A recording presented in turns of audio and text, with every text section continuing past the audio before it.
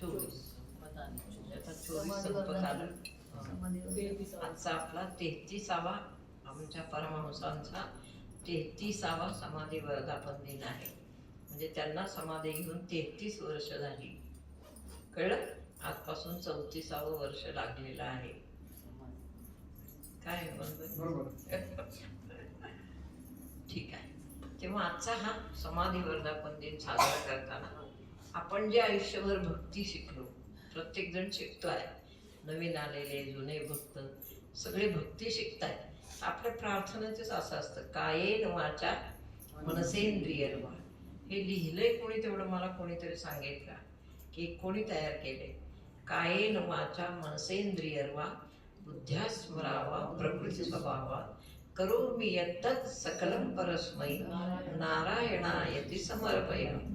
केले कोणी? समर्थांचं हे भागवतातलं प्रसिद्ध श्लोक आहे. हो का? बरं. म्हणजे व्यासांचंच म्हणायचं किंवा नाथ महाराज शास्त्रोक्त आहे.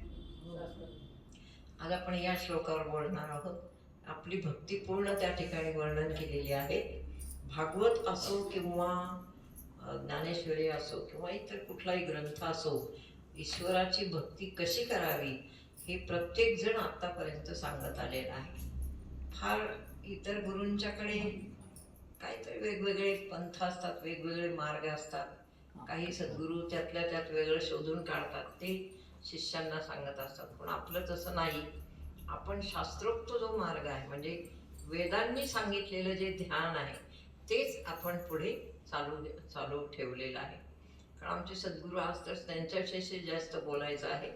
सद्गुरुनाथ नेहमी सांगायचे की जे वेद सांगतात त्याच्या पुढं कोणीच गेलेलं नाही. त्या वेदांनी जे सांगितले ते ज्ञान परंपरेने आपल्यामध्ये आलं पाहिजे. तर याच्यात साधी माणसं सुद्धा असतात. पूर्वीचा काळ तुम्ही पहा, कोण नाही, पूर्वीचा काळ तुम्ही पहा, एखादा साधा मनुष्य पण उद्धरून गेलेला आहे. उद्धार होण्याचे 2-4 मार्ग आहेत. एखाद्या साधूकडे जो आला, तो अडाणी असो कसा का असेना, आणि त्याला जर स्वीकारलं एखाद्या साधूने, तर तो 100% काय होणार? मुक्तच होणार. आमचं फोनवरून चालतं भाष्य.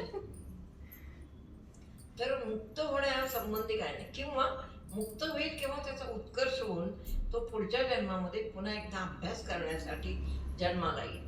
सर्वजण मुक्त होतील, पण आता जन्मभर जे अभ्यास करतायत ते मुक्तच होणार, त्यांचा काय प्रश्न नाही. तुम्हाला जर आत्ता मी सांगितलं नाही एखाद वेळी जन्म घ्यावा लागेल, तर आमचा तर एकही साधक मान्य करणार नाही. मग गुरूंना पण पुन्हा जन्म घ्यावा लागेल असं ते म्हणतात. असेल तर आम्ही खूप वेळा तर वेदांमधलं हे सूत्र आहे जे भागवतामध्ये त्यांनी कथित केलेलं आहे. कायेन वाचा. घरापासून इथपर्यंत मी चिंतन करत होते, आज काय विषय सांगू, काय विषय, घरी मुळीच लक्षात येत नाही. आणि मी काय गीता उघडून पाहत नाही. त्यांच्यावर माझा इतकं भरोसा आहे की ते इथे बसल्यावर वाचा उघडी करतात, ते मला माहीत आहे. आणि ही गोष्ट मला कधी माहिती झाली? मी गादीवर बसले त्या पहिल्या दिवशी व्यासपीठावर आरूढ व्हायचं, तो क्षण किती घामाघूम असतो लक्षात घ्या. मी खूप घामाघूम झाले घरी, की आज कसं काय होणार, काय आपलं माहीत नाही, अनुभव नवा आहे. त्यामुळे घरी ज्ञानेश्वरी उघडली, एका श्लोकाची टिपणं काढली, त्यातल्या ओव्या घेतल्या, त्या पाठ केल्या, त्याची टिपणं काढ, असं वया भरलेल्या आहेत घरी. आणि शेवटी ठेवून दिलं. शेवटी म्हटलं की नाही, हे काही जमतच नाही बघूनंतर. आणि व्यासपीठावर येऊन बसले. त्या दिवशी जी ही वाणी आमच्या परमहंसांनी फुलवली ती आजपर्यंत व्यवस्थित चालू आहे. टाळ्या नको मला. धमालेताई कुठे गेले? धमालेताई कुठे बसले? आहेत का? बरं, इथं होत्या म्हणा. तेव्हा आजपर्यंत ती वाणी जशीच्या तशी उलून बोलते आहे, उलट जास्त बोलते आहे. म्हणून आपली वाणी कोणाच्या ताब्यात आहे हे प्रथम प्रत्येक साधकाने लक्षात ठेवायचं आहे. वाणीला सांभाळा प्रत्येकाने. बरा विषय निघाला. वाणीला सांभाळायचं आहे. कायेन शरीर, शरीराने जितकी ईश्वराची सेवा करता येईल तितकी प्रत्येकजण करतोच आहे, त्यात काय हे नाही. आणि करायलाही पाहिजे. नुसती वाणी ओपन झाली आणि हे झालं, स्वतःला मोठं कधीच समजू नका कोणीच. आपण साक्षात्कारी झालो, आपण अमकेच झाली, ही किताबं फार मोठी मोठी असतात. तुम्हाला माहिती आहे माझं वागणं, मी कुठल्या किताबावर कधीच मिळवले नाही. त्याचं हे कारण आहे मूळ. कुठला किताब? एक ईश्वरच फक्त मोठा आहे, बाकी कोण मोठा आहे त्यांच्यापुढे? आणि सद्गुरू त्याच्यापेक्षा मोठा आहे. मग कोण मोठा आहे त्यांच्यापुढे? तुम्ही मला म्हणा मोठे, पण मला वाटू नये आत. बहुतेक असं माझं वागणं आहे ना, आणि ते तसंच राहावं अशी ईश्वराला मी नेहमी प्रार्थना. वेळाचा सोंग घेऊन राहावं जगात, म्हणजे खूप शहाणपणे येतं. जगात ज्ञानी मनुष्याने पूर्ण वेळाचा सोंग घेऊन राहावं, म्हणजे सगळं विश्व आपल्याला कळतं. आणि मग आपण कुठे उभे आहोत याची आपल्याला प्रचिती येते. छान वाटतं ते आपण जिथे उभे आहोत. हां, यांनी सांगितलेली गोष्ट खूप मार्मिक सुंदर आहे. विवेक महाराजांनी एका रविवारी जड भरताची गोष्ट मला इतकी पटली ती, की जग खरंच तसं आहे. त्यांनी जे समजलं ते एक मुंगीच्या पावला इतकं सुद्धा खोटं नाही, की जग जर असं आहे त्रिगुणांनी भरलेलं, आणि जग कधीच तुम्हाला काही म्हणणारच नाही. तुम्ही वाटच बघू नका कशाची. बरोबर आहे? कोणी म्हणणार नाही तुम्हाला, हो का आले का महाराज. आता आपले लोक म्हणतात, तो भाग वेगळा आहे. पण तुम्ही एखाद्या नातेवाईकडं, एखाद्या दुसऱ्या सभेत जा, कोण तुम्हाला ओळखते? तुमच्याजवळ काय खूण आहे? साक्षात्कारी मनुष्याजवळ ओळखण्याची काहीही खूण नसते. माणसासारखा मनुष्य दिसतो, बस एवढंच. जड भरत राजा आणि आपले कोण भागवतातले वक्र अष्टावक्र. बस अष्टावक्र. जेव्हा 8 ठिकाणी हा मनुष्य वाकडा होता, पण ज्ञानी होता. सगळे ऋषी जमले आणि आमच्या जनक राजांच्या दरबारात जमले ज्ञान सांगायला. जनक राजा ज्ञानी होता. जनक राजाने सगळं ते बाकीचं सगळं आवाडव्य त्यांचं वैभव. अजून नेपाळला आपण गेलो तर जनकाचा राजवाडा अजून उभा आहे, आणि तो हे केलाय, राखलाय आपल्या आता अलीकडच्या माणसं. आमचं ते पाहणं झालं नाही, कारण ते हे म्हणायला लागले व्यवस्थापक की 500 किलोमीटर लांब. म्हटलं हरकत नाही, चला आम्ही तुम्हाला स्पेशल त्याचे सगळे देतो पैसे. ते म्हणले नाही तसं नाही, पण आपल्या ट्रीपमध्येच बसत नाही, कारण इतक्या लांब जायचं म्हणल्यावर त्याचा हॉल्ट होणार. असं सगळं झालं, म्हणून आम्हाला पाहायला नाही मिळालं. त्याचं मला फार दुःख झालं. जनक केव्हा होऊन गेले आणि त्यांचा राजवाडा अजून असावा, ही तर अभिमानाची गोष्ट आहे. जनक हे अत्यंत ज्ञानी पण राजा. देहाला उपाधी काय आहे इकडे कधीच कोणी लक्ष द्यायचं नसतं. स्पेशली ज्ञानी माणसाने लक्ष द्यायचं नसतं. देह काय आहे, खूप मोठा आहे का, असू दे, तो कोणी निर्माण केला आणि कोणाकडे आपण, हे तुम्हाला समजलं थोडक्यात. नंतर जड भरत राजा जन्माला आल्यावर वैतागलेलाच होता. त्याला कळलं आपण भगवंताचं नाम घेतलं नाही म्हणून ही स्थिती झाली. हरिणीच्या गर्भात गेला, तेच ना. मग ते हरिणीच्या गर्भात का गेला याचं ज्ञान होतं त्याला, की मी इतकं तप केलं पण हरिणीच्या गर्भात गेलो, उपयोग काय झाला. म्हणून जपावं सर्वांनी. एखादी गोष्ट आवडते ती पार जीवापेक्षा पार आपल्याही जीवापेक्षा आवडून देऊ नका आवडून देऊ, कारण तीच तुम्हाला धोका देईल पुढे. बसा बसा बसा. तर इतकं बरं नाही तर कशाला यायचं. पण किती बरं आहे, हे महत्वाचं नाही. तुम्ही आलात हे महत्वाचं आहे. तुमचा आशीर्वाद घरी घ्या, घरी थांबू नका. नाही प्रसाद दिल्याला कधी हो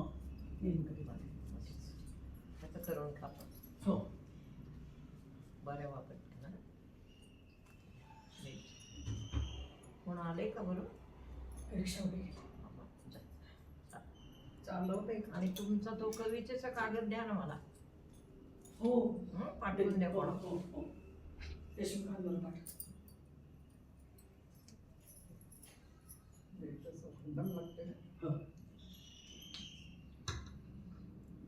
काय सांगत होते मी? हळदी गरबा गरबा. जेवढं भर तो हुशार निघाला त्याला मागच्या जन्मीचं स्मरण होतं, आपल्याला नाहीये. तुम्ही मागच्या जन्मी कोण होतात तुम्हाला माहित नाही, मलाही माहित नाही. बर. तेव्हा माहीत असलं तर मनुष्य सावध राहतो, अगदी बेमालूम सावध, काही नाही. ठीक आहे. तसा जड भरत राजा सावध होता आणि त्याने काय प्रतिज्ञा केली? कंटिन्यू फक्त देवाचंच नाव म्हणायचं, बाकी काही बोलायचं नाही. मग काय म्हणायचा तो? कंटिन्यू गाणपत्य झाला.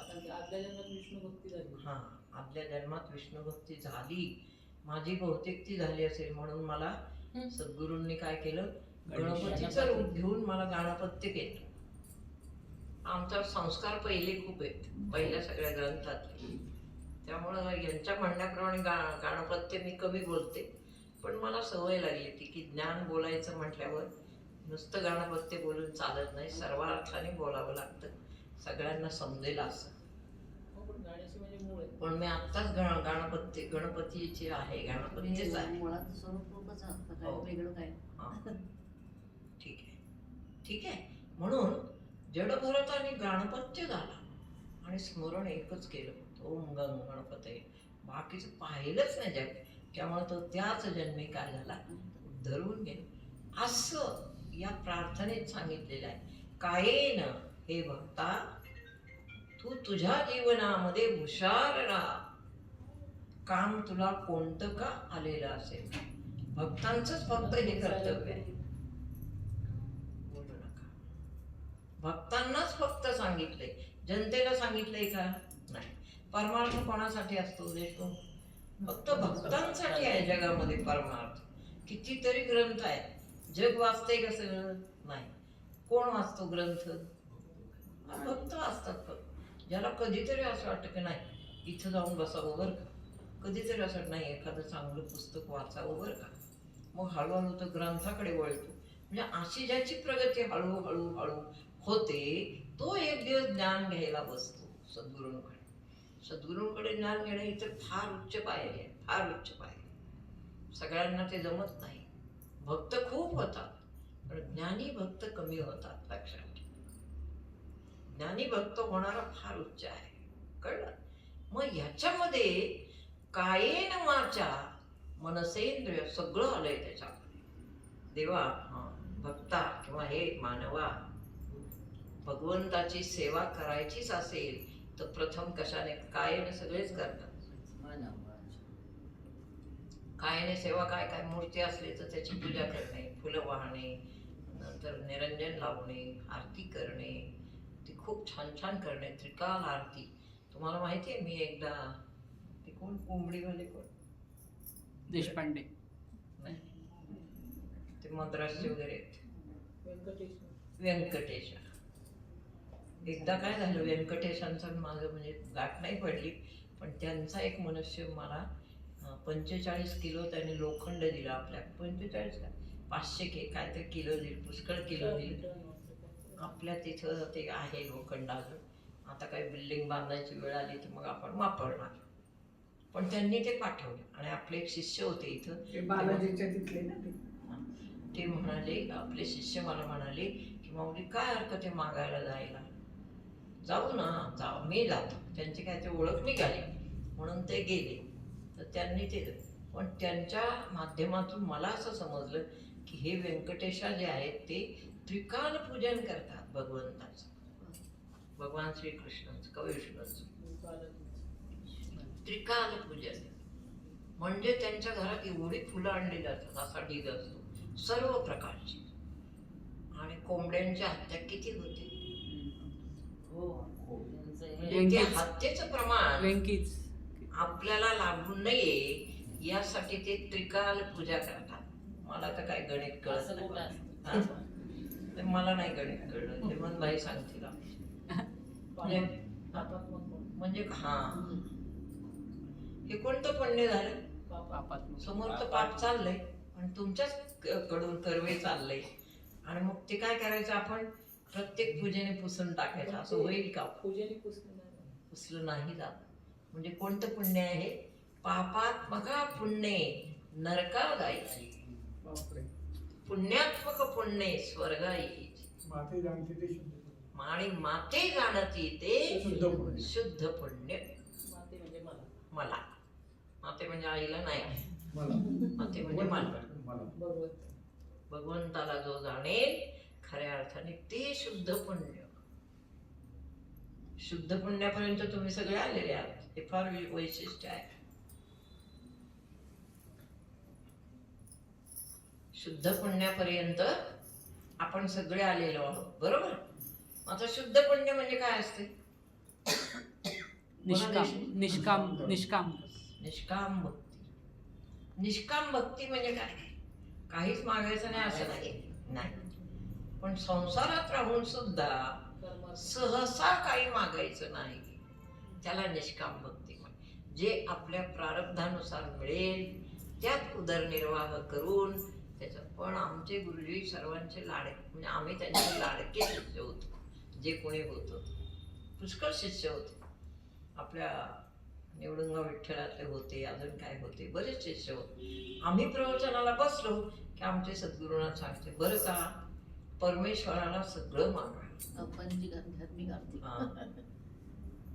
हे ईश्वरा, माझे प्रापंचिक आर्थिक आर्थिक आध्यात्मिक उत्कर्ष हो. जवळपास सांगितलं. म्हणून यांची गुरु प्रतिपदा झाली, लक्षात ठेवा. तुमच्या आमचे नाही म्हणा. यांचीच गुरु प्रतिपदा का होते? अधिकार वाणीने ते सर्वांना पुण्य असं देतात की तिन्ही सांगतात, बाबा रे तू संसार कर जा, पण संसारात काय कर? पुण्य कर. आणि परत काय कर? प्रापंचिक आर्थिक. म्हणजे त्याला मोकळा सोडतच नाही. जिथं जाशील तिथं फक्त मलाच बस असं सांग. That is the point. कारण मीच सांगितलंय ना तुला, जिथे जातो तेथे तू माझा सांगाल. असा सद्गुरू मिळावा प्रत्येकाला. असा सद्गुरू फार क्वचित असतो जगामध्ये. मी माझ्या गुरूंचा वाहवा जास्त करत नाही. जगामध्ये खूप सद्गुरू आहेत, आत्ता खूप आहेत. त्यांच्या वेळेस तर कमी होते, पण आत्ता खूप आहे. म्हणजे मला खूप पाहायला मिळालं, खूप जग. त्यांच्या वेळेस पण होते, पण असा इतका गलबला नव्हता कोणाचा, म्हणून त्यांचाही नव्हता. पण असे सद्गुरू जगाला मिळणं हे खूप वैशिष्ट्यपूर्ण आहे. बाबा रे म्हणजे सगळ्या संसारिकांची दया आहे पोटात. बाबा रे नवीन शिष्याला सांगत काही हरकत नाही, तू आर्थिक आपलं काय प्रापंचिक आर्थिक आणि आध्यात्मिक अखंड उत्कर्ष होत राहा. चाललंय आता सगळ्यांचं प्रापंचिक उत्कर्ष होतच आहे. म्हणजे सगळ्यांना मुलं बाळ नातवंड पतवंड ती ओढ लागली सगळ्यांची. दुसरं आर्थिक. आर्थिक तर कोणाला काही कमीच नाही. आणि तिसरं आध्यात्मिक. याच्यावर लक्ष द्या असं मला म्हणायचं. आध्यात्मिक उत्कर्ष किती झाला याच. हा. आणि दुसरं मला हे सद्गुरुनाथा मला अनुकूलतेत प्रसन्नतेत पुढं अत्यंत निर्विघ्नपणे आणि यशस्वीपणे त्याच्याबरोबर माझ्यासहित माझ्या कुटुंबिया. हा माझ्या मला प्रार्थना करताना किती असं होतं की कधी व्हायचं मध्ये गडबड कधी जायचं वर. माझ्या सहित माझ्या कुटुंबियांचा प्रापंचिक आर्थिक आध्यात्मिक उत्कर्ष व्हावा. हे जरी तुम्हाला सांगितलं ना तरी अभ्यास कोण करते? फक्त तुम्हीच. आणि आपण किती प्रार्थना केल्या तरी तसं काय होत नसतं असा माझा अभ्यास आहे. ज्याचं जे प्रारब्ध आहे ते त्याचं आलं, ज्याचं जे कल्याण आहे तेही त्याचं झालं. पण तुम्ही समजू नका आपल्यामुळंच होतंय कल्याण. होईल नाही असं, कारण घरातलं पुण्य कोण आहात? तुम्ही आहात सगळे. पण शास्त्र असं सांगतं की बाबा रे तू अभ्यास करताना कायेन तुझं शरीर कुठंतरी म्हणजे स्वतःच्या घरात किंवा एखाद्या तपाच्या ठिकाणी, पण आता दररोज आपण आपल्या घरातच बसतो. स्थिर बसव. 1 तास, अर्धा तास, 20 मिनिटं कमीत कमी. आमचे शिष्य काय करतात, फक्त 20च मिनिटं बसतात. असं नाही. कोण कोण बसतं 20 मिनिटं? खरं खरं सांगायचं, आशाताई हात वर. नाही मग 20 मिनिटं बसणार आहे तुम्ही, 1.5 तास.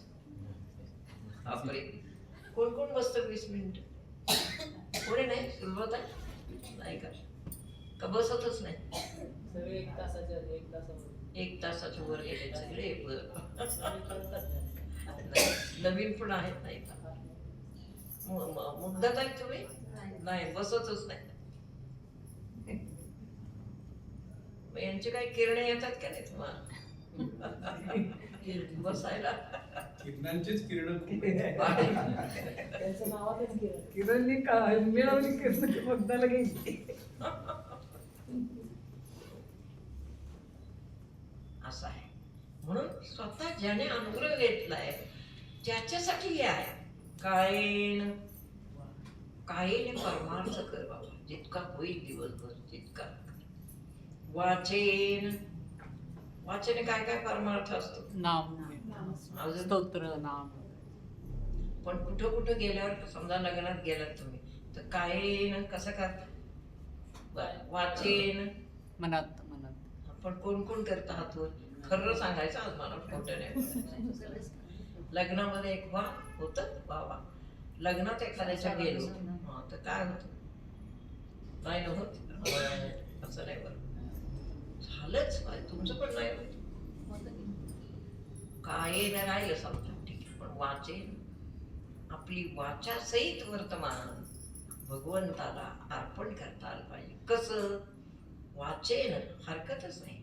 जिथे जातो तेथे तू माझा सांगत, जिथे जाईल तिथं फक्त आतमध्ये. कोणाला कळतं का आपण काय म्हणतो? तुम्ही काळजी करू नका जगाची. आपण काय करतो आत ते कोणालाच माहिती नसतं.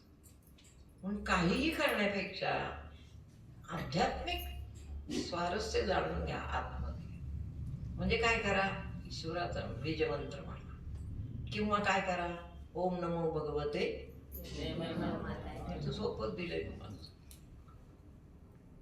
गुरुजींनी इतकं सोपं केलंय. ओम नमो भगवते प्रेमळ माताय, आणि काय ते सहस्त्रनाम सोपं केलंय.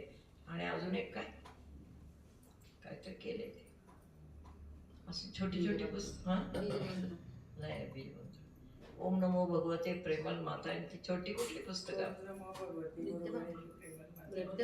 ते स्तोत्र ना, ते सगळं असं सोपं केलं. ते कुठले? पण वाचे नाही.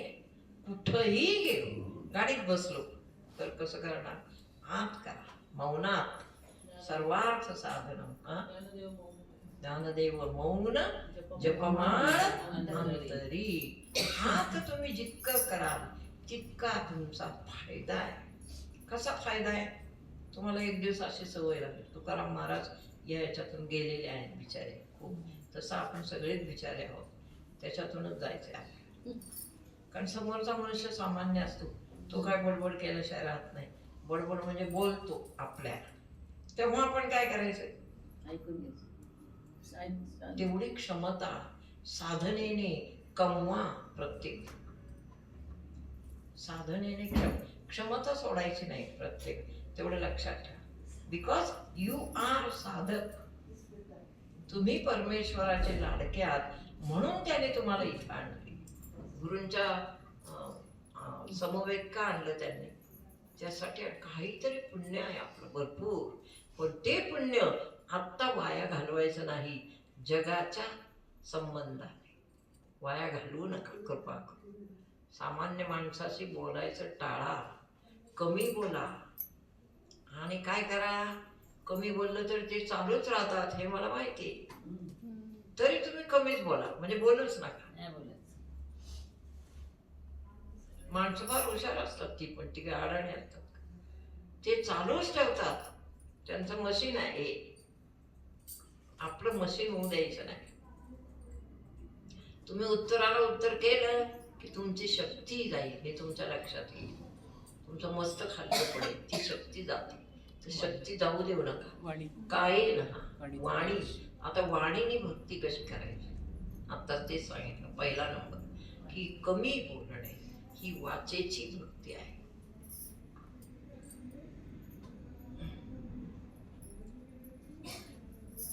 हे इकडे इथे. कमी बोलणे ही भक्ती आहे. तुम्ही समाजात जरी कुठे गेलात विनाकारण बोलू नका. बसा, उठा, हसा, सगळं करा. म्हणजे ओळखी दाखल हसा, पण बोलू नका उगीच. कळलं का? उगीच बाष्कळ बडबड केल्याने काय होतं, परमार्थ आपला दिसून येतो लोकांना की हे काय खरे परमार्थी नाही. अनंत वाचाळ बरळती हा, अनंत वाचाळ बरळती बरळ, त्या कैसेली गोपाळ त्या कैसेने गोपाळ पावे हरी. खूप वाचेने बडबड बडबड केली तेज पण जातं परमार्थाची. ना वाणीचं तेज पण. ते पण आहे, तो तर फार मोठा. वाणीने बडबड बडबड करून लोकांना परमार्थ नाही. चल हे असं आहे तसं आहे, आम्हाला खूप शिकवलं आमच्या गुरूंनी, ते तुला अजून काही येत नाही, चल बाजूला हो, चल. काय बडबडीचा उपयोग झाला? कायेन वाचा मनसेंद्रियर्वा. वाचेने भक्ती कशी करावी? वाचेमध्ये मौन पाहिजे. किती वेळ जास्तीत जास्त दिवसभर आपल्याला ओठ उघडावे लागणार नाहीत याची काळजी साधकांनी घ्यायची आहे. असं जमतं का कॉलेजमध्ये मुलांना? नाही ना जमत.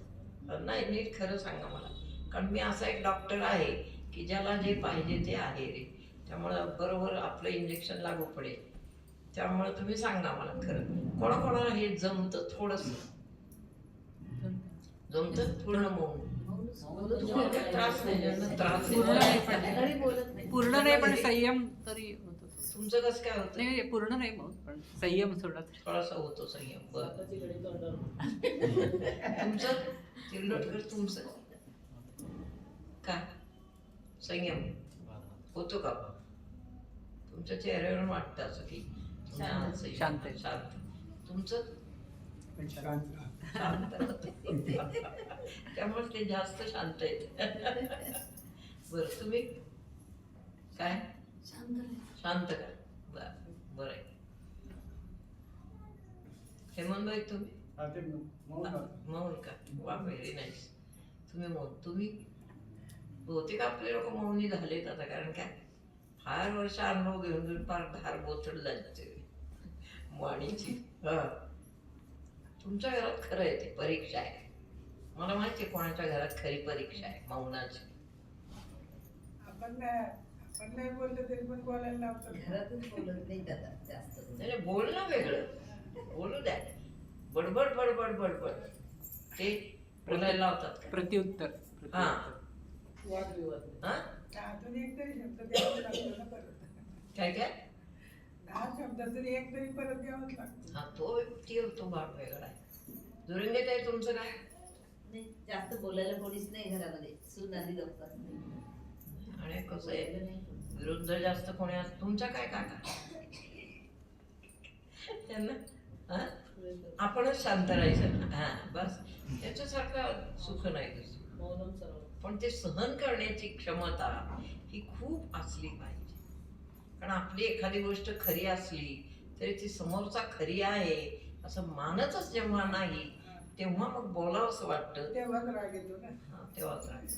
पण नाही. समोरच्याला जास्त राग येतो आपण. नाही, हा.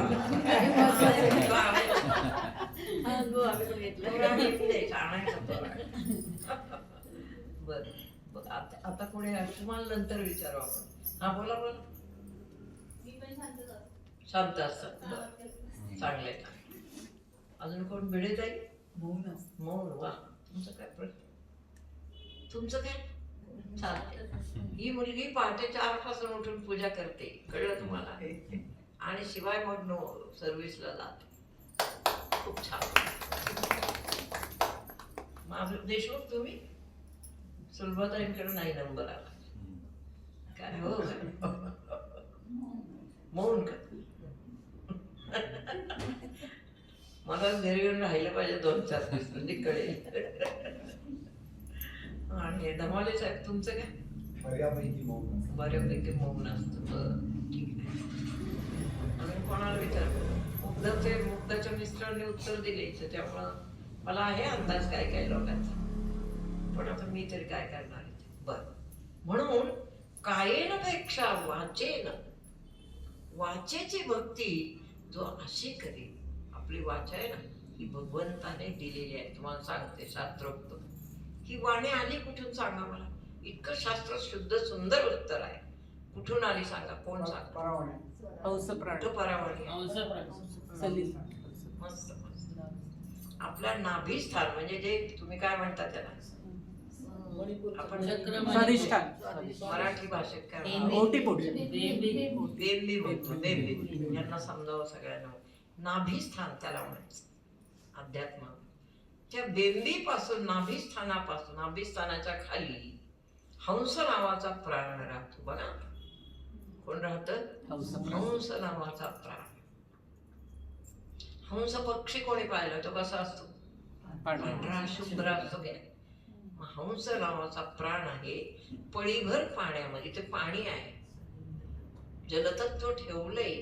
ईश्वर निर्मितीचा हा देह आहे. या या या पांडू या, बसा तिथे. पांडू आल्या. कुठं बसायला जागा आहे का तुम्हाला? खाली नसेल बस.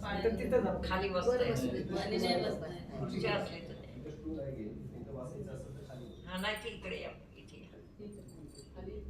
आपल्या नाभिस्थानाच्या खाली, माझ्याकडे बघ, पळीभर पाणी आपोआप ठेवलंय देवाने.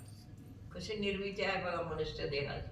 हे तुम्हाला समजलं पाहिजे की या देहाची निर्मिती कशी आहे. म्हणजे तुम्ही आपोआप देवावर प्रेम करू लागता. बाकी सगळं तुच्छ आहे. मग पळीभर पाणी आहे आणि त्या पळीभर पाण्यामध्ये सोहम नावाचा काय ठेवलाय? वायू ठेवलाय.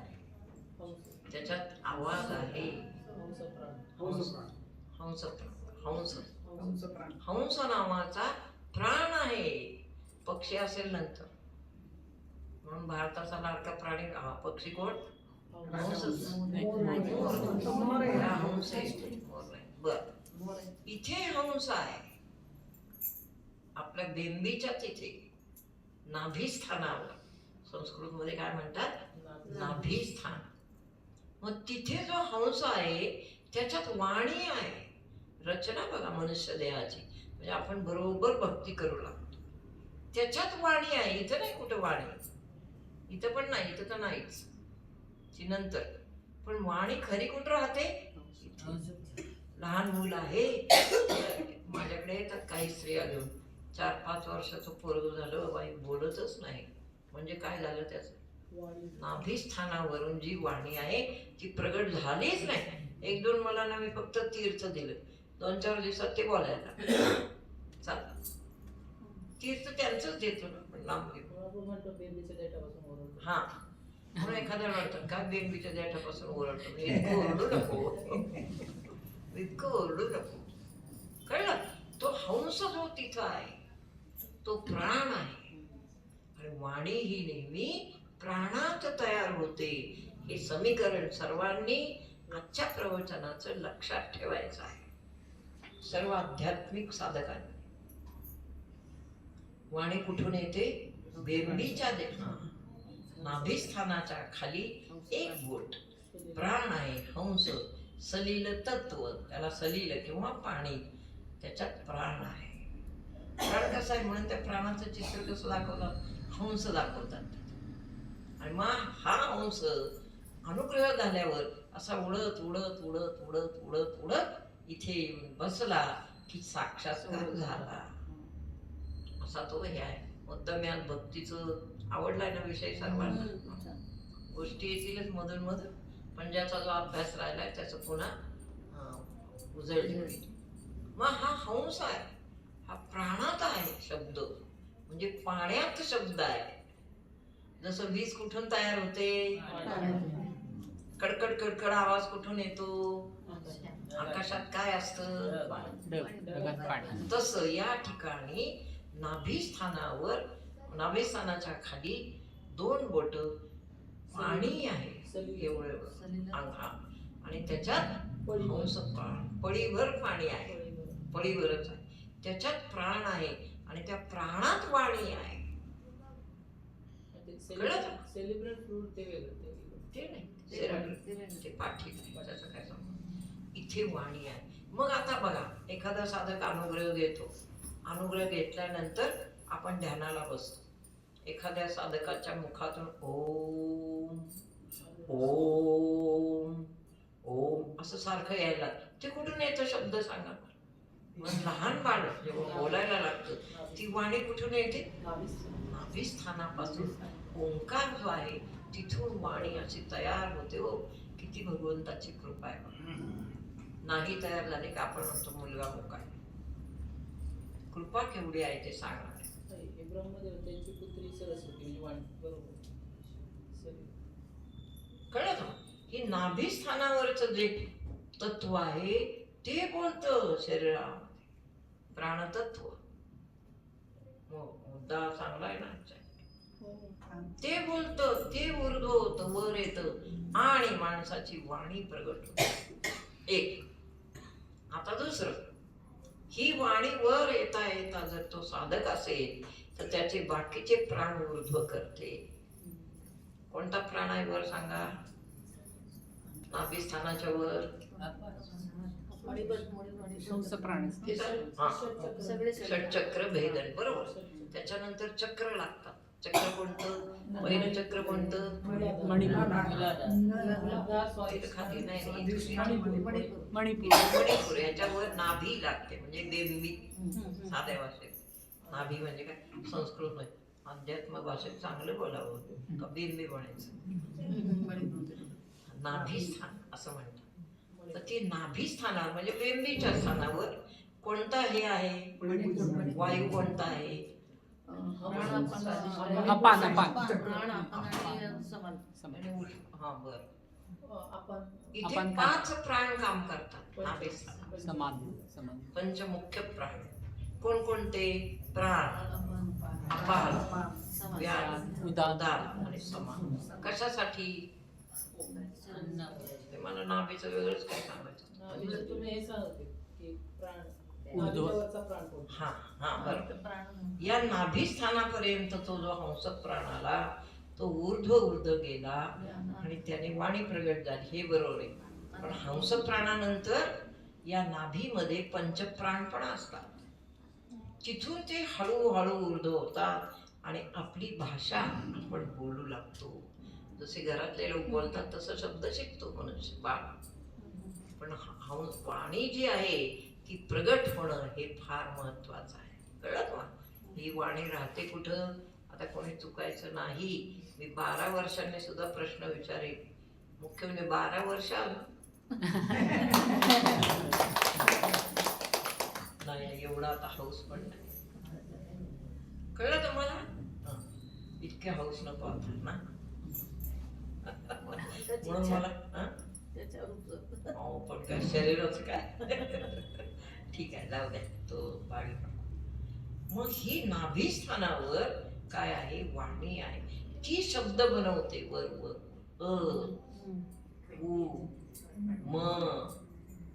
मुकुंद, कुंद, हे जे शब्द येतात ते तिच्यात नेहमी सामान्य माणसाला सुद्धा हे लक्षात येईल की बाबा आता हे खूप छान शिकलो आपण की वाणी कुठून येते. मग मूल बोलतं. बरोबर की नाही? तर या बोलण्यासाठी बोलणं कशाचं असलं पाहिजे मनुष्याचं? लहानपणापासून घरातलं वातावरण त्याला नीट पाहिजे असतं.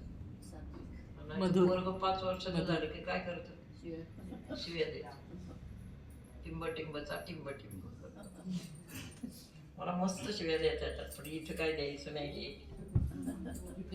कशा शिव्या द्यायच्या आपण? मी कोणाला दिल्या नाही का आता पण. ऐकून शिकलेली आहे थोडी. तेव्हा अशा कारणासाठी पवित्र वाणी वापरू नये ना. किमान साधकांनी. आपला शत्रू आहे समोर, तो आपल्याला बोलतो आहे तरी भान ठेवा. आपली वाणी खर्च होते आणि अशा माणसासाठी होते ज्याचा शून्य अधिकार आहे, ज्याच्यापासून आपल्याला काहीही फायदा नाही. अशा माणसाच्या समोर आपली जर वाणी खर्च झाली तर तुमचं ज्ञान कमी होतं बघा. तुमची शक्ती कमी होते जी तुम्ही ध्यानाने वाढवलेली असते. कळलं तुम्हाला? म्हणून आपली वाणी फार महत्वाची. ही वाणी जो जतन करतो, ती वाणी जी तयार झाली, आता ही इथून झाली तरी वाणी अजून थांबली नाही. हा इथला जो प्राण आहे, हंसत प्राण, तो असा ऊर्ध्व चालला. तो प्रत्येक वाणी तयार झाली. कोणती झाली? परावाणी. पश्यंती वाणी आणि परा पश्यंती मध्यमा वैखरी. तर वैखरी तर आहेच आपल्याला, पण परावाणी तयार झाली, पश्यंती तयार झाली. पश्यंती वाणी कुठे असते? चितळेत आहे. कोण सांगतो? कुठं नाही इथे तुम्हाला नाही आहे. हा ना बरोबर. तू वाचतोस काय काय घरी? ऐकून कुठे सांगितलं? तुम्हीच सांगितलं. परा पश्यंती मध्यमा. मध्यमा कुठं असते सांग? नाकात अनुनासिक. मध्यमा वाणी इथं असते. तोंड बंद केलं तर अनुनासिक जो ओंकार येतो ती मध्यमा आहे. आणि दुसरी कुठली मी सांगितली? पश्यंती वाणी कुठं आहे? तुम्हाला कळणारच नाही. पश्यंती वाणी 2 भुवयांच्या मध्ये आहे, पण ती साधकाला साधनेने प्रगट होते, इतर वेळेस नाही. ते कसं समजायचं? ते समजतं. आम्हाला समजण्याचे कारण तुम्हाला काय नंतर आम्ही सांगतो. पश्यंती वाणी थोडी अवघड आहे. कशी सांगतो? ते म्हणतात अनुभव काय त्याचा? अनुभव मी सांगते. अनुभव असा आहे की आपण खूप ध्यान करत करत, आता सगळेच गेले, ध्यान करत करत एखाद्या वेळी काय होतं, एखादा साधक प्रामाणिक आहे, ध्यान करतोच करतोच करतोच, अशा मनुष्याला ध्यान लागून जातं आणि एके दिवशी फटाफट 10 ते 12 ॲट ए टाइम जुलाब होतात. पश्यंती वाणीचं लक्षण नीट ऐकून ठेवा. फटाफट 1 2 3 4 5 12 वेळा जुलाब आणि मनुष्य पूर्ण गळून जातो. जुलाब झाल्यावर काय झालं? ओठा पार गेला, स्वच्छ झाला. ती पश्यंती. जी पश्य म्हणजे पुन्हा पुढे ईश्वराकडे पाहायला कारणीभूत होते, ती पश्यंती वाणी आहे. पश्य पश्य म्हणजे पा ती वाणी. पण ती कोठ्यातला सगळा कचरा घालवते पहिला, मग ती वाणी अधिकारी होते आणि ती पश्यंती 1-2 भुवयांच्या मध्यभागी प्रगट होते. पण ही तुम्हाला वर दिसत नाही आणि त्याचा काही शब्द नाही. शब्द शोम अजरोम आहेत शब्द पुढे. मग हे जुलाब झाले फटाफट 10-12. साधक गडबडून जात. मला हा विषय एकदा सांगायचाच होता. आहे ना नवीन आपल्यासाठी? का जुनाच आहे? तुम्हाला देशमुख मग पश्यंती वाणी प्रगट होताना 10-12 जुलाब झाले. साधक गडबडला, डॉक्टरांकडे जायला पाहिजे असं वाटायला लागलं. पण जे ध्यान करतात रोज त्यांनी थोडा विचार करा आणि लगेचच्या लगेच झोपू नका. गळून तर जातो आपण बरोबर. डाव्या पायाची टाच लावून ताबडतोब आसनस्थ व्हा. अवघड आहे. साक्षात्कार घडून घ्यायचा म्हणजे देव भेटायचा आहे. मग आपल्याला माणूसच भेटायला अपॉइंटमेंट घ्यावी लागते, एखादा कलेक्टर. हा तर परमात्मा भेटणार आहे. साध्या साध्या माणसांनी अवघड मानू नका. तुम्हाला मी वेगळं ज्ञान साधं छान शिकवणार आहे. तुम्ही अवघड मानू नका. नाही ना वाटत अवघड? तेव्हा साधकाने ध्यानाला बसायचं लगेच, परंतु कसं? टाच लावून. स्त्रियांनी डाव्या पायाची आणि पुरुषांनी. असं झालं तर लक्षात घ्या, पुष्कळ साधक इथं नवीन आहेत ना. मग तशी टाच लावून बसलं की काय होईल? ही जी वाणी प्रगट झाली, हिचा प्रवास परावाणीकडे चालला नाही. बरोबर आहे? असं थोडा वेळ बसायचा, अर्धा तास बसा आणि नंतर पडून राहा. 3 दिवस फक्त तूप भात एवढासा खा, जास्त काही खाऊ नका. मग तुमची शक्ती हळूहळू परत येईल. तुम्हाला काही धोका होणार नाही. हालचाल हळूहळू करा शरीराची. हे सगळं शास्त्र असं आहे, खूप नाजूक आहे, खूप सूक्ष्म आहे आणि खूप असं काळजी घेण्यासारखं आहे. अध्यात्मशास्त्र ढोबळ नाही. आज ध्यानाला बसले, उद्या आली परवाणी असं नाही. कळलं तुम्हाला? तुमचं सर्वांचं पूर्वपुण्य आहे आज खूप मोठं आले म्हणून हे सगळं सांगितलं जातं सूक्ष्म. यांचं काय पूर्वपुण्य आलं? आहेच बघा तुमच्यापाशी आहे. बरं कळलं तुम्हाला. मग असं हे हळूहळू हळू 2-3 दिवसात तुम्ही पूर्ण नॉर्मल व्हा. आणि एखाद वेळी असं होतं कसले तरी जुलाब होतात. हे जुलाब सुद्धा काळे, हिरवे, निळे, पिवळे असे 4-4 रंगांचे होतात. तेव्हा समजायचं पश्यांची वाणी प्रगट होती. जुलाबाला रंग असतात, जुलाबच येतो पण रंग असतो. अशा वेळेस समजायचं आपली वाणी प्रगट होती, चिन्ह आहे ते. किंवा मला फोन करायचा ताबडतोब. काय काय साधकांना उगीच खाऊन खाऊन जुलाब लागतात आणि मग त्यांना वाटतं की झाली वाणी. काल काय खाल्लं नाही म्हणे आमरस खाल्ला, चला पुढे. पण फुगेपर्यंत कधीच अध्यात्मशास्त्रात खायचं नाही. खाण्यावर खूप कंट्रोल करा. खूप म्हणजे मुद्दाम नाही करायचं. तुमची साधना जो जो पुढं वाढेल तो तो हळूहळू हळू तुम्हाला ते होतं. युक्त आहार. युक्त आहार ही करायची गरज राहत नाही.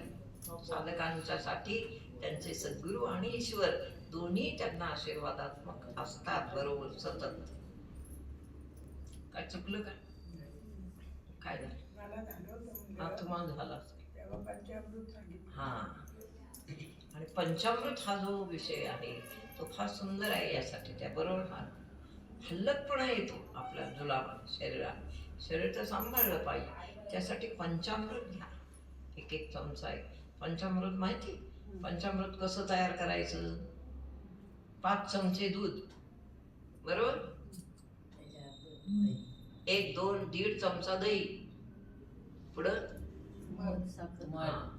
अर्धा चमचा मध, 2 चमचे साखर आणि तूप. असं 5 वस्तूंनी जे तयार होतं, अत्यंत पौष्टिक वस्तूंनी जे तयार होतं त्याला पंचामृत. चांगलं घोटायचं ते आणि मग ते 1-1 चमचा हळूहळू हळूहळू आत पाठवायचं. असं शरीर जे होतं ना परमार्थासाठी ते पारदर्शक शरीर असतं. अशा पारदर्शक शरीरामध्ये परमात्मा का राहणार नाही मला सांग. त्याच्यासारखं शरीर होतं नाही. शरीरात परमात्मा. आपण सारखं व्यवहाराचं डुंबतोय, व्यवहारच सोडत नाही. व्यवहार आहेच आणि व्यवहार सुद्धा तुमच्या शरीराभोवतालचे हळूहळू कमी झाले पाहिजे. तुम्ही कशाला ओढून ताणून व्यवहार करताय सारखे? आपलं काय झालं आहे अजून काय व्यवहार नाही. सुलभाताई आहेत ना? का बरं असं होते? दोघांपैकी व्यवहारिक कोण आहे जास्त? त्यांना करू तुम्ही कशाला करता? तुमचे रास कोणती? रास तुमची कर्क ना? जाऊ द्या राशी राशी भविष्य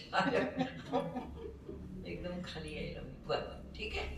म्हणून कायेन शरीराने केवळ भक्ती करणं साधकांनो सोपं आहे.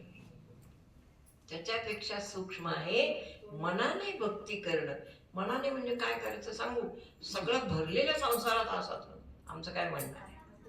फक्त मन कुठं ठेवायचं आहे ते जमलं पाहिजे. थोडंसं जमवा, थोडे कष्ट घ्या स्वतःसाठी. परमात्मा असं म्हणत नाही माझ्यासाठी कष्ट घ्या. हे कोणासाठी नाही, हे फक्त आपला उद्धार करण्यासाठी कष्ट आहे. मग ते काय घ्या मनात अखंड. तुम्हाला कोण आवडतं? सद्गुरू आवडतो का देव आवडतो, दत्त आवडतो? त्याचं नाम घ्या, अख्खं नाव घ्यायचं आत. मी पारमार्थिक आहे हे कोणाला कळलं पण नाही पाहिजे. आमच्या अख्ख्या ससूनला कळलं नाही मी कोण आहे विचारत. नंतरच्या सगळ्या आमच्या साथीदारांनी सगळा पश्चाताप व्यक्त केला की तुम्ही ससूनला आम्हाला कसे कळले नाही. म्हणलं ते मीच कळून दिलं नाही. आम्ही रोज भेटायचो. रोज भेटायचो. लॉकर खाडीवर कपडे बदलायला मिळायला. दररोज भेट व्हायची. कधी कळलंच नाही मी काय आहे कोण आहे. एवढी काय मी मोठी नाही पण सांगते म्हणजे व्यासपीठावर आहे मी हे कळलं नाही. त्या कळलं तुम्हाला? असं आपलं चरित्र व्हावं, असं आपलं चित्र रंगवावं स्वतः. एका मनुष्य देहाला येऊन स्वतःचं चित्र रंगीत झालं पाहिजे, सुंदर झालं पाहिजे, रमणीय झालं पाहिजे, की लोकांनी त्याच्याकडे बघत बसलं पाहिजे, किती सुंदर चित्र आहे असं पाहिजे. आपली वाणी, आणि या सगळ्याचा परिणाम आपल्या वाणीवर होतो. कळलं मला? वाणी बलवान होते, वाणी सुसंस्कृत होते, वाणी काय म्हणायचं त्याला, वाणीचा जो वेग आहे उगीच काहीतरी बोलण्याचा तो कमी होतो, वाणी नियंत्रित राहते. हे सगळ्या गोष्टी खूप छान होतात. वाणी पाहिजे नियंत्रित. कोणी का असा किती भांडणारा समोर आला, आमचे तुकाराम महाराज बघा, तुकाराम महाराजांसारखा इतका त्रास एकाही संतांना एक्सेप्ट ज्ञानेश्वर, पण भांडणं ही तुकारामांच्या नशिबी आली होती. ज्ञानोबरायांच्या ठिकाणी भांडणं नाहीत, हम करेसो काय नाही, तुम्ही खालीच बसा, तुमचा प्रश्न आहे. पण आमचे तुकाराम भांडलेले आहेत समाजासाठी. ते तिथं त्यांना फार त्रास झाला भांडणाचा. काय करणार मनुष्य? शेवटी इतके शांत झाले, इतके आतून शांत झाले की शेवटी म्हणावं लागलं त्यांना, माझी मज झाली अनावर वाचा, पुढे छंद या नामाचा घेतलाच. मला इतका नामाचा छंद लागला भगवंताचा की आता अनावर वाचा. म्हणजे कशाने झाली? मौन राहिली म्हणून. शब्दाला शब्द, भांडणाला भांडण. त्याने तुझ्याचं केलं की आपण जाऊ नये, हे सगळं आहे. म्हणून मनुष्य देह, मनुष्य जन्म हा सर्व जन्मांमध्ये महत्वाचा जन्म आहे. घड्याळ फार पटपट चालतं. सर्व जन्मांमध्ये महत्वाचा जन्म आहे. असा जन्मच नाही हो कोणाचा. मनुष्याला काय काय आहे बघा तुम्ही, किती सुंदर शरीर प्रत्येकाला. कोणाला गोरा आहे, कोणाला तांबडा आहे, कोणाचं काळं आहे, कोणाचं सावळं आहे, कोणाचं काय आहे. सुंदर शरीर, सुंदर चेहरा, सुंदर नाक, सुंदर डोळे, सुंदर ओठ, किती छान आहे मनुष्याचं, आहे की नाही? मग तुम्ही म्हटलं पाहिजे, I am proud of my God. तुम्हाला ज्याने शरीर दिलं त्याचा आपण गर्व बाळगला पाहिजे. का नको मला सांग? कधी आपण आरशात बघून असं म्हणतो? काय म्हणतो आपण? अरे कुठे जातो? किती सुंदर असलं ना, फायदे तेच फायदे. जाऊ ते. हा, त्यांनी ठेवलं म्हणून आहे. हा, लक्षात घ्या. ईश्वराने निर्माण केलं, जगात आणलं. आपण म्हणतो आईचे उपकार, बरोबर आहे, ते प्रश्नच नाही. पण आई तरी कोण आहे? आई परमेश्वरच आहे, जिने आपल्या जगात आणलं. पण आता थोडा मोठा विषय आहे आपला, म्हणून मी ईश्वर म्हणते. ईश्वर म्हणजे आईच आहे. आमच्या शीतलनी ईश्वराची व्याख्या छान केली त्या मासिकामध्ये. काय काय केली? आत्मस्वरूप. आई म्हणजे आत्मा. हा, आत्मस्वरूप. नाही ना, आई आत्मस्वरूपात आ म्हणजे आत्मा, ई म्हणजे ईश्वर. आत्मेश्वर. आत्मा ईश्वर आहे म्हणजे आईच ईश्वर आहे. कळलं? असं म्हणून त्या आईचा प्रश्नच नाही. आई म्हणजेच ईश्वर, बरोबर. म्हणून आईच्या पोटात देह ठेवला ईश्वराने, सांभाळून ठेवला, त्याचा सांभाळ केला आणि सुखरूप बाहेर काढला. That is the point. म्हणून आपण आज इथे आहोत. पटतंय ना? पटते. चष्मा का काढला? कळलं तुम्हाला? मग इतका महत्वाचा हा देह, याने काय केलं पाहिजे जन्माला येऊन? इतकं महत्व आहे बरं बाबा, खूप महत्व आहे.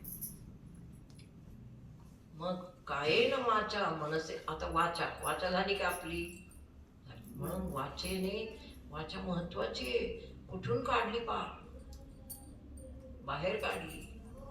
आई म्हणायला लावली आणि सद्गुरूंनी त्याच्या आतल्या भाषा बाहेर काढल्या, वाण्या. सद्गुरू फार मोठा असतो, परमेश्वराच्याही पेक्षा मोठा. तो काय करतो?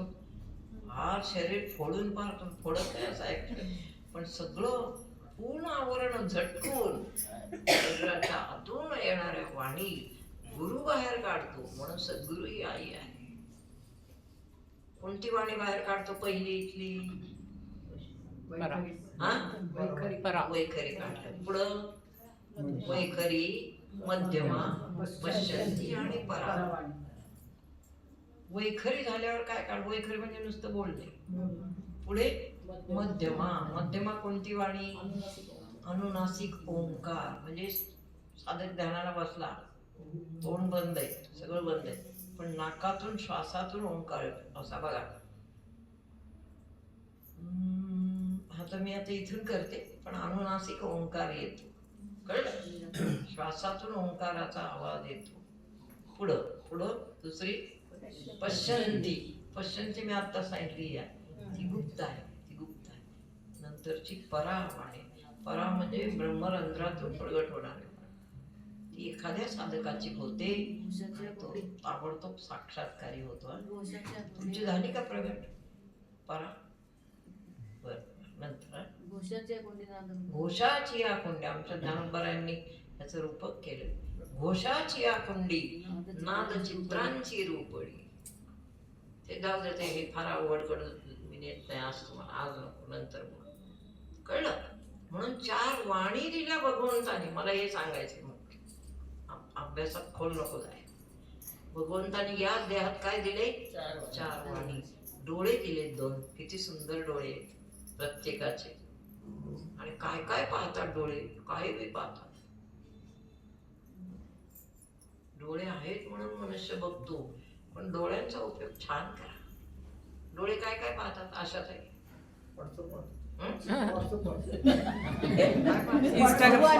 इंस्टाग्राम, व्हॉट्सअप पाहतात. हा, युट्यूब.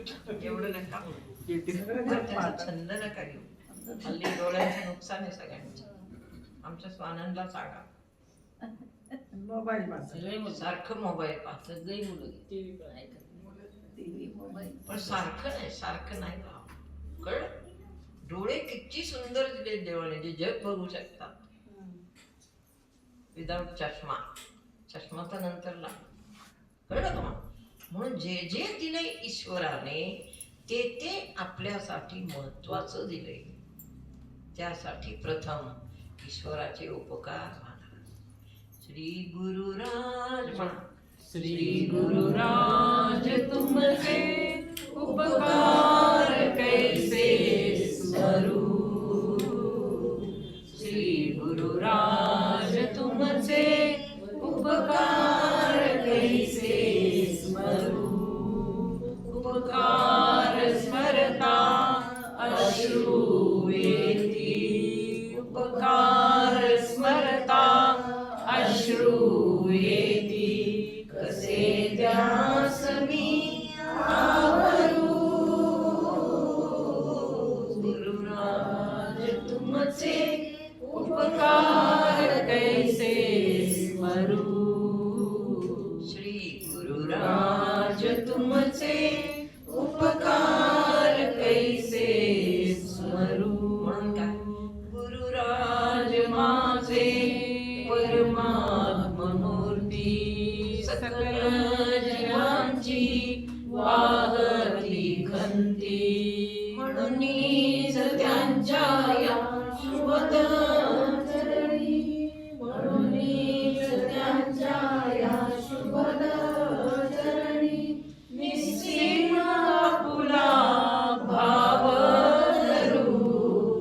गुरुराज तुमचे उपकार कैसे स्मरू. श्री गुरुराज तुमचे उपकार कैसे स्मरू. प्रेमजला प्रारब्धा. काय काय करतात सद्गुरू आपल्या शिष्यासाठी? प्रारब्ध कठीण आहे बाबा. केवढं गाठोडं असतं प्रत्येकाच्या प्रारब्धाचं, एवढं मोठे. ते फेडण्यासाठी प्रत्येक वेळेला जन्म घ्यावा लागतो. कुठल्याही घराण्यात पडावं लागतं. जसं तुमचं प्रारब्ध ते तुमचं घराणं, त्या जन्म अनंत जन्म घ्यावे लागतात. मग ते कोणत्या घराण्यात कुठं घ्याल आणि कोणत्या समाजात घ्याल हे सांगता येणार नाही. Advance booking. परमार्थ म्हणून आहे बाबा. ऍडव्हान्स बुकिंग आपली कर्म करतात. आपली कर्मच ऍडव्हान्स बुकिंग करतात. बरोबर आहे का? पुढचं बुकिंग कोण करतं? आपणच करतो. आपल्याला सारखं बुकिंग करायची सवय आहे. सिनेमाला चाललं तरी एसटीचं नाही, कशाचं तिकीट, रेल्वेचं तिकीट बुकिंग. तसं कर्मांचं बुकिंग होतं यात. हुशार राहा, सावध राहा प्रत्येकाने. कर्म हा आरसा आहे प्रत्येकातला तोंड बघण्याचा. रोज तोंड बघा. आज आपण काय काय कर्म, काय झालं आपल्या हातून, काय काय झालं, त्याच्यात रोज कर्म बघा, रोज तोंड बघा. स्वच्छ म्हणून कर्म स्वच्छ असावीत म्हणजे आपलं तोंड दिसेल. बरोबर आहे की? कर्म स्वच्छ पाहिजे म्हणजे आपलं मुख त्याच्यात दिसेल. मग काहीच नाही प्रॉब्लेम. पण जर काय आरसा धुरकट असला मग तोंडही दिसत नाही. दुसऱ्या वेळेस परत संशय येतो. संशय आले की आरसा फुटला. असं आहे. कर्म हा आरसा आहे. मग किती वेळा सांगायचं कर्म कसं असावं. आता आपल्याला काय फार कठीण कर्म नाही आहेत सर्वांना, पण जे काय आहे कधी कधी. मग आज खवले नाही आहेत. खवले कुठे गेले? रविवार असो का बरं दांडी फोन नाही केला काय? ते म्हणतात माताजी तुमचं स्वरूप काय मला कळत नाही. जर कळलं तर कसं काय? कळायलाच नकोय ना. असं वागावं.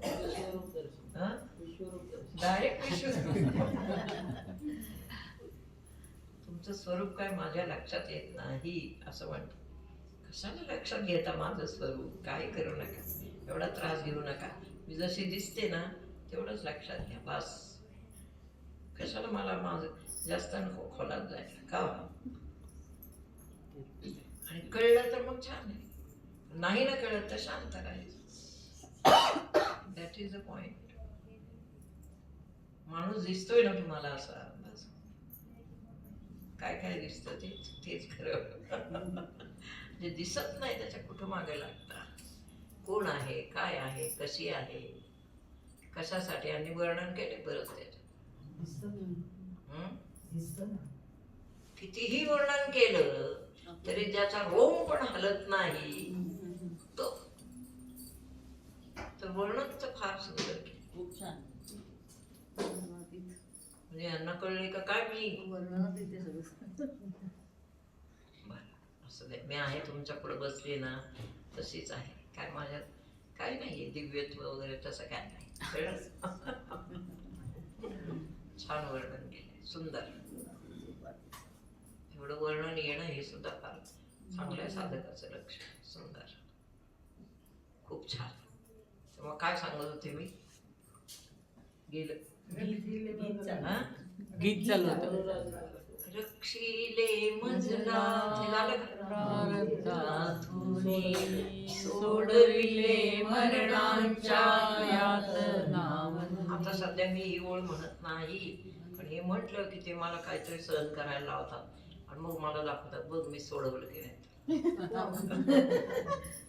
जेव्हा जेव्हा मी ही ओळ म्हटली तेव्हा ते मी ऍडमिट झाले.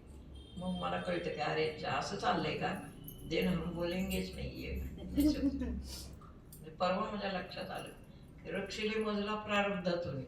वेर प्रारब्ध आणि काय सोडविले मरणांचे यातना. म्हणजे मरणाला पुढं सामोरं जायचे आणि मग यातनातून हे सोडवणार. हे म्हणतच नाही मी आता. ते मग पडायला नको, मरणाच्या समोर जायला नको आणि मरणाने आपल्याला नमस्कार करायला नको. मरण घाबरतो. तो म्हणतो कोणी तुम्हाला इथं आणलं, जाऊ द्या घरी. असं 2 वेळा झालेले. त्यामुळे कशाला इवड म्हणायचीच नाही. म्हणू नका कोणी. पुढं तिसरं काय? प्रेमल सुमने मंगल पूजन. सद्गुरूंचं पूजन आहे. कसं करावं? साध्या साध्या गोष्टी आहेत. कसं करावं सांगा. आमचे कुलकर्णी तर पूजन करतात. फार सुंदर, फार सुंदर. काय होतं सांगते. मनात अखंड त्यांच्या फक्त सद्गुरू आहे आणि त्या समोर आल्या की ते प्रत्यक्ष दाखवतात. अखंड सद्गुरू आहे. मी तोंड धुवायला गेले की गरम पाणी पुढे आलंच पाहिजे. That is that. सद्गुरू काय करतो, त्याला आत्ता काय लागणार आहे हे ज्याला कळतं तो खरा सेवक. That is the point. असा एखादा साधक असू शकतो, पण तो जवळ पण असतो. तुम्ही कोणी जवळ नाही म्हणून, नाहीतर सगळ्यांनीच केलं असतं म्हणून तर गुरुजी सगळ्यांना जवळ नाही ठेवत. हे पण आहे. सगळेच जण जवळ राहिले असते तर सगळ्यांनीच पाणी गरम केलं असतं, मग कोणाकोणाचं घेतलं असतं. आणि मी जेव्हा हाक मारेल तेव्हा हजर. कुटुंबीय ओरडतात बरं खूप, मुलं ओरडतात, सून ओरडते, मिस्टर ओरडतात. इथून गेल्यावर त्या काय सहन करतात त्यांचं त्यांनाच नाही. आणि मला एकही शब्द सांगत नाहीत. पुन्हा माझ्या समोर हसत मुखाने तयार असतात. असं नाही म्हणत मी काल फार ओरडल्या, आज नको मग मी नाहीच येत आज, असं नाही. ती खरी सेवा आहे, अंतर्बाह्य. सद्गुरूंच्या मनोभावात न चुकीजे हीच परमसेवा. सद्गुरूंच्या मनात काय आहे हे ओळखून जो करतो तो खरा सेवक, खरी सेवा आहे. आणि म्हणून अशा भक्ताच्या ओव्या आपोआप पाठ होतात. श्लोक पाठ, ज्ञानेश्वरी पाठ, सगळं पाठ त्यात दिसत नाही कोणाला. होणार आहे त्यांचं, सगळ्यांचंच होणार आहे. तो भाग आहे. मला सगळेच प्रिय आहे, खूप प्रिय आहेत मला माझे साधक सगळे. तसं आहे. पण एखाद्याला हा गुण असतो, सगळ्यांना नसतो. ठीक आहे. किंवा काल परत्वे, आपल्या वेळ परत्वे सगळं होतं. तो भाग. आता योगायोगाने काय झाले, त्याच माझ्या घराजवळ राहतात, त्यामुळे होतं शक्य. आता मग मी असं सांगू का तुम्ही कोणा घराजवळ घर घ्या, असं नको. जिथे कुठे असेल, जसं असेल, नाहीतर मग मानसिक सेवा सर्वात उत्तम आहे. ती तर सगळेजण करतात. उत्तम. कुठपर्यंत आलो होतो आपण? गीत. गीत काय? प्रेमल सुमने. प्रेमल सुमने मंगल पूज गुरुचरणी अंजली. अंजली म्हणजे ओंजळ, ओंजळ समर्पण. असं प्रेमल सुमन म्हणजे प्रेमलची सर्व कर्म या ओंजळीमध्ये घेऊन त्यांना अर्पण करूया, असं हे गीत आहे. पण ते म्हणूच नका कोणी. मी आत्ता ओळख सांगितली. काय ओळखती? ते तुम्हाला नाही जाचून मला जाचते. I can't. आता मी सावध झाले. तुम्हाला नाही काय, तुम्ही नेहमी म्हणता किती ओळ, म्हणत नाही. मला फक्त होत आहे त्यामुळे नको. आता सारखं ऍडमिट होऊन पुन्हा परत सारखं येणं हे पण काही बरोबर नाही. नाही सगळे साधक म्हणून सगळे यांच्या अंगी काही शक्ती आहे की नाही. पण जो अखंड असा आहे त्याला काही वाटत नाही त्याचं. पण नको. डॉक्टरही तिथं आश्चर्य करतात. दुसऱ्याच दिवशी कसं, यांना विचार, दुसऱ्याच दिवशी तुम्ही कसं काय बरे झाले. डोक्याचं ऑपरेशन झालेला पेशंट दुसऱ्याच दिवशी उठतोय, चालायला लागतोय, शुद्धीवर बोलते, हे कसं काय, असं त्यांनी विचारले यांना. ते म्हणले नाही, ते तुम्हाला नाही कळायचं. म्हणजे मनात म्हणले तुम्हाला नाही कळायचं. तर सरांनी सांगितलं ताई तुम्ही आता घरी जा तिसऱ्या चौथ्या दिवशी. आणि सांगितलं काही काळजी करू नका, तुमचा जन्म फक्त याच कार्यासाठी आहे आणि तुम्ही पुन्हा जिवंत झालात ते याच कार्यासाठी झालात. असं ऑपरेशन झालेला मनुष्य कधीही जिवंत. म्हणजे यांच्या समोर 3 का 4 माणसं गेली याच ऑपरेशन.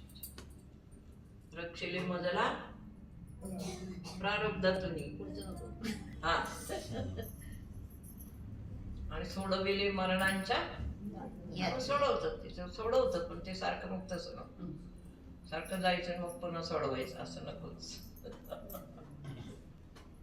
असं झालं. आणि मग डॉक्टरांनी सांगितलं जा आजपासून 5व्या 6व्या दिवशी लगेच प्रवचनाला सुरुवात करा, तुम्हाला काही होणार नाही. हे मुलांनी मला महिनाभर घरी बसवलं. आता त्यांनी तर पहिलेच लावली होती माझ्या बाबतीत. दुसऱ्याच दिवशी मला म्हणाले तुम्हाला चालता येते. म्हटलं वा. हे कोण आहे? म्हटलं माझे शिष्य. यांना पुढं उभं केलं. शंकर होता. हा कोण आहे? म्हटलं आमचा शंकर. हे कोण आहे? म्हटलं माझा मुलगा आहे विवेक. अरे बापरे, ते दचकलेच येईल. दुसऱ्या दिवशी. आणि तिसऱ्या दिवशी म्हणले तुम्हाला चालता येते? म्हटलं हो. मग माझ्याबरोबर चला. ते इतके बरोबर चालते, तेवढी बरोबर संपूर्ण वरांडा मी चालले. मग त्यांनी नमस्कारच केला. मला चला आता उद्या घरी जा. ही कृपा आहे महाराज.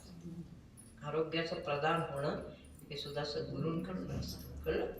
आपल्याला आरोग्य मिळावं. प्रथम आरोग्य म्हणून कायेन मनसा, पुढं कायेन मनसा कायेन वाचा मनसेंद्रिय, सर्व इंद्रिय हळू हळू हळू. हे काम अचानक होणार नाही. एका तासात, एका क्षणात, एका दिवसात अजिबात नाही. एका महिन्यात नाही, एका वर्षात पण नाही होणार. आता किती वर्ष झाली आपल्याला प्रत्येकाला? 25, 30 वर्ष 32 वर्ष, 34 वर्ष झाली. अजून कायच्या बाहेर आलं नसेल तर कसं काय आले म्हणजे काय? आता बोलूच नको बाबा. कायेन वाचा मनसेंद्रियर्वा बुद्ध्या स्मरावा प्रकृती स्वभावा. या प्रकृतीचा एक एक कण कुठे ठेवता तुम्ही? प्रकृती कोणाची आहे? प्रकृती याचा अर्थ काय? प्रकृती म्हणजे ढोबळमानाने शरीर.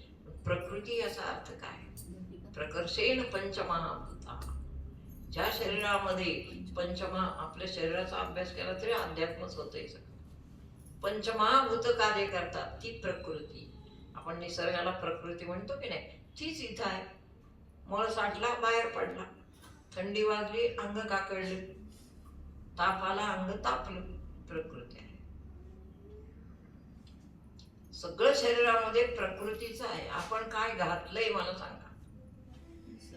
काय घातलंय? आणि अशी असंख्य माणसं त्याने निर्माण केली. म्हणजे केवढा येतो आपल्याला त्याचं महत्व कळत नाही. कळलं? मनसेंद्रियर्वा बुद्ध्या स्मरावा. सर्वात शेवटी बुद्धी घेतली. म्हणून सर्व साधकांनी आपली बुद्धी ही फक्त परमार्थाच्याच छंदाला लावली पाहिजे.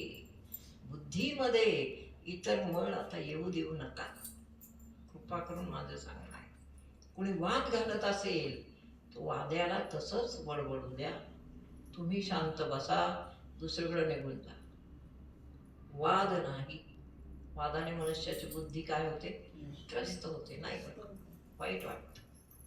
एखादा मनुष्य फक्त तुम्हीच वाईट आहे असं म्हणत असेल त्याचं बोट तिथेच राहू द्या. आपण निघून खूप कठीण प्रसंग असतात. I know that.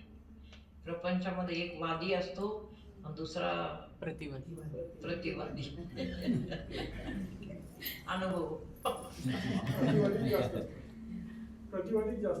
वादी कमी, प्रतिवादी जास्त.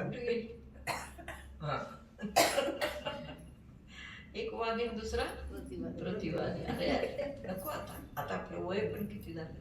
आता कुठपर्यंत वाद प्रतिवाद, वाद प्रतिवाद. प्रत्येकाच्या प्रारब्धाप्रमाणे चाललंच आहे. व्हायचंय ते होतच आहे. इच्छा म्हणते तुमचे प्रसंग जे होतात ते ईश्वराच्या कुठली तरी काहीतरी इच्छा आहे असं समजा. वर्षानुवर्ष जर तेच होतंय तर ते ईश्वराचं हे आहे, म्हणणं आहे. हे नक्की ऐका. अभ्यासात गडबड करू नका. आणि आपल्याला जगात सर्वात मोठी वस्तू हवी आहे. सगळ्या जगाची आहे पण ती आपल्याला हवी आहे. ती कशी मिळेल? त्यासाठी त्रास सोसला पाहिजे, त्यासाठी तप केलं पाहिजे, त्यासाठी जप केले पाहिजे. रोज किती माळा रजनी? नाही सांग ना. मी चांगले फळाचे विचारते. मी काय टिंगल नाही करणार तुझ्या. काय 18 ना? 11. बीजमंत्राच्या रोज किती माळा? अजून कुठल्या बाकी नाही करत? नाही पूर्वी तू खूप करायचीस ना. ते सगळं सोडून दिले. फक्त बीजमंत्र. तेच किती होते तेच सांग. भरपूर असायचं. आता मला लक्षात येईल. बीजमंत्र मात्र करायचं 11. आता एवढं तप आहे ना, हे छान आहे. त्या तपामध्ये अंतर्मुख व्हा की व्यवहार कसा आहे. तुम्हाला व्यवहार सांभाळावाच लागेल. माझं म्हणणं असं नाही की संसारात तुम्ही सारखं गप्प बस, असं नाही. पण जेवढं बोलायचं तेवढं थोडं कमी बोला. समोरच्याला जर समजतच नसेल तर कमीच बोला, त्याला इलाज नाही. म्हणजे असंच आपलं रक्षण होईल स्वतःच, नाही तर होणारच नाही. तुम्ही निर्दोष आहात, आय नो, मला माहीत आहे. पण निर्दोषालाच दोषी ठरवायचा प्रयत्न जेव्हा असतो तेव्हा इलाज नाही. तुम्ही हाराल असं म्हणून आपण हारू नका, आपण जिंका. कसं जिंका? अर्थातच आपला सत्वगुण वाढीस लावा खूप, आणि एकांतात रडा, भरपूर रडलं पाहिजे, आपोआप येतं ते. एखाद्या वेळी वाईट वाटतं, देवा माझी काही चूक नसताना मला का बोलतात?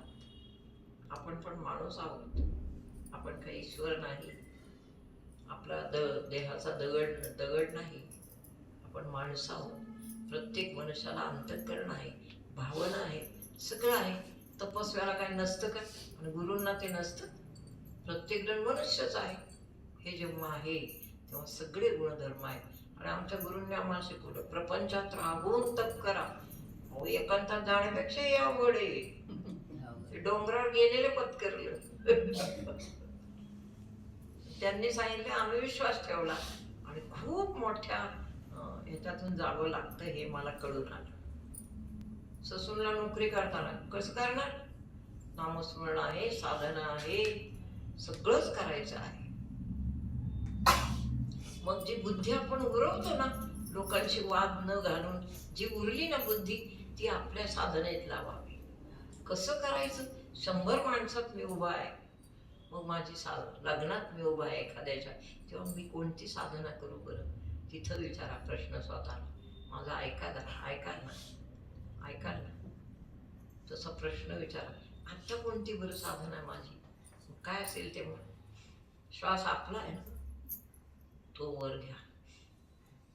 हे भगवती. आमचे सद्गुरुनाथ सांगायचे, भगवती म्हणा.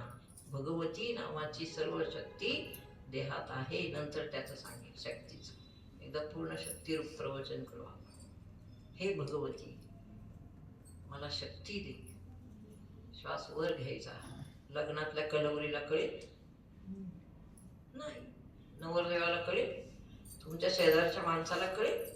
ही विद्या आहे, हीच ती विद्या की जी तुम्ही 100 माणसात असला तरी स्वतःची स्वतः स्वावलंबनाने करू शकता.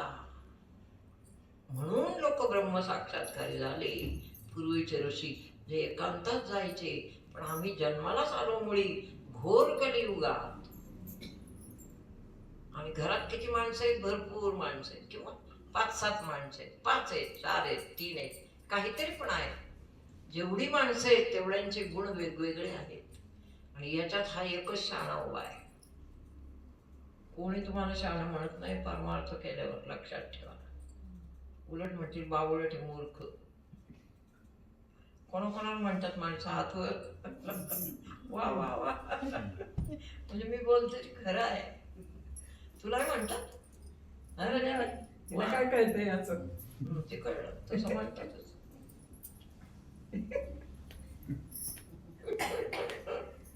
त्यांची डोकी कामात गेली. त्या नवलेताई शिकवतात आणि हे करतात.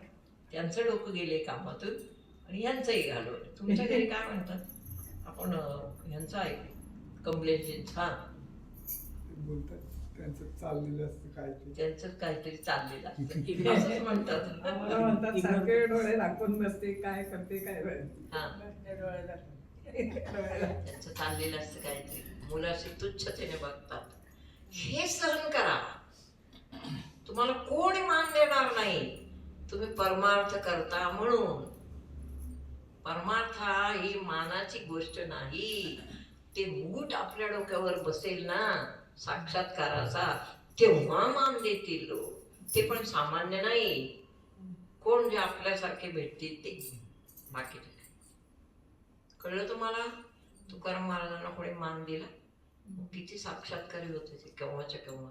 म्हणजे जन्मतःच साक्षात्कार. असा मनुष्य असून सुद्धा कोणी मान दिला? हेमंतबाई देन. तुम्ही सहन करा आणि सहन करून करून स्वतःची पदवी मिळवा.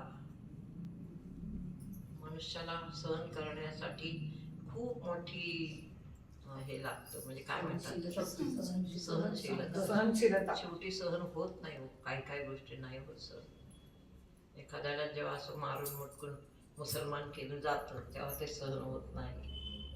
बिकॉज शिवाजी महाराजांच्या वेळेस, आता हल्ली कमी आहे, आणि मी सांगते एक मला दृष्टांत झालेला, आपली वेळ झालेली. एखाद्याच मनुष्याला मारून मुटकून मुसलमान म्हणजे काय, तेव्हा शिवबांच्या वेळेस मुसलमान होते ना सगळे. एखाद्याच व्यक्तीला पकडायचे, चल तू मुसलमान हो, मुसलमान केलं नाही, केलं नाही पण हाल केले. हाल केले, हाल झाले हो. ते इस्लाम स्वीकार करा म्हणून ते स्वीकारत नाही म्हणून स्वीकार त्यांचे करा हाल म्हणून केले. तिथे हाल केले.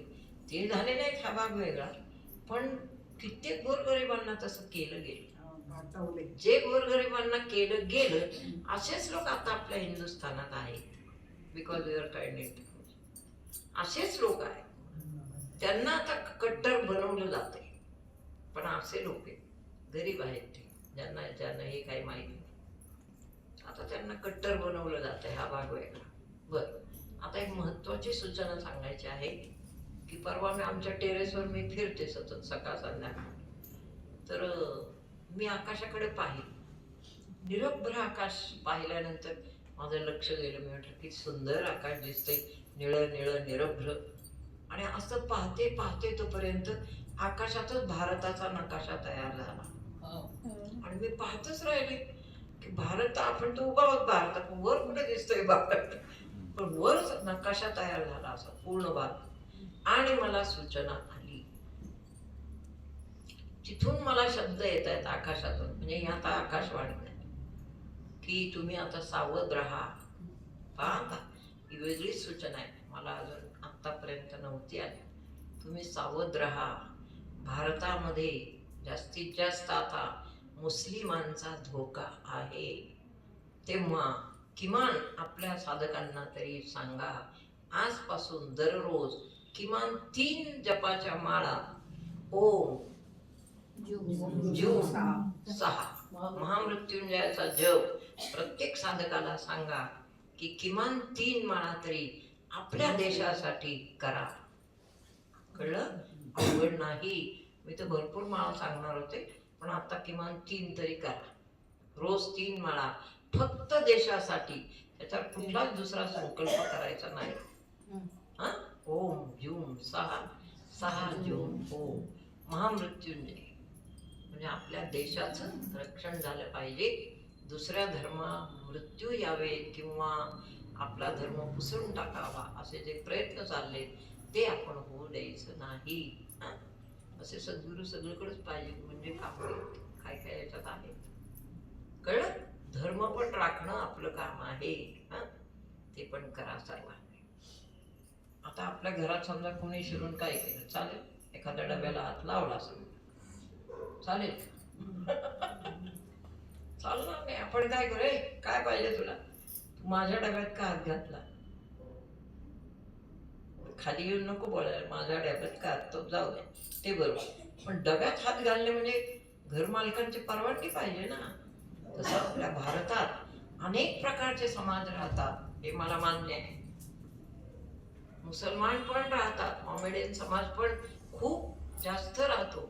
आणि आपण इतके सज्जन लोक आहोत की आपण आत्तापर्यंत त्यांना सांभाळून घेतलेलं आहे, आत्तापर्यंत. पण आता जर असा डबल प्रहार होणार असेल तर ते काही लोक गरीब असतील, त्यात मला नाही माहिती, पण बाकीचे येऊन काही खोड करणार असतील तर सावध राहा. किमान आपला साधक वर्ग प्रत्येकाने 3 माळा आपल्या देशासाठी आजपासून सुरुवात करायची आहे. गुरु प्रतिपदा ना, समाधी दिलं, गुरु प्रतिपदाच ना, समाधी समाधी गुरु प्रतिपदा इथे बसायची ते काय येते, समाधी वर्धापन दिन आपल्या गुरुजींचा. तर प्लीज सर्वांनी हे लक्षात ठेवा, 3 माळा दररोज आपल्या देशासाठी करा. गुरूंना अधिकार नसतो काय बाकीचं हे करायचं, पण तरी जेव्हा सूचना येतात दिव्य शक्तीकडून तेव्हा त्या पाळल्या गेल्या पाहिजेत. ठीक आहे, आपण पण आपल्या देशाचे नागरिक आहोत. तेव्हा कराल ना सगळेजण एका आवाजात मला उच्चार पाहिजे. कराल ना सगळेजण? कोणाकोणाचा उच्चार नाही आला? जोरात म्हणा हो.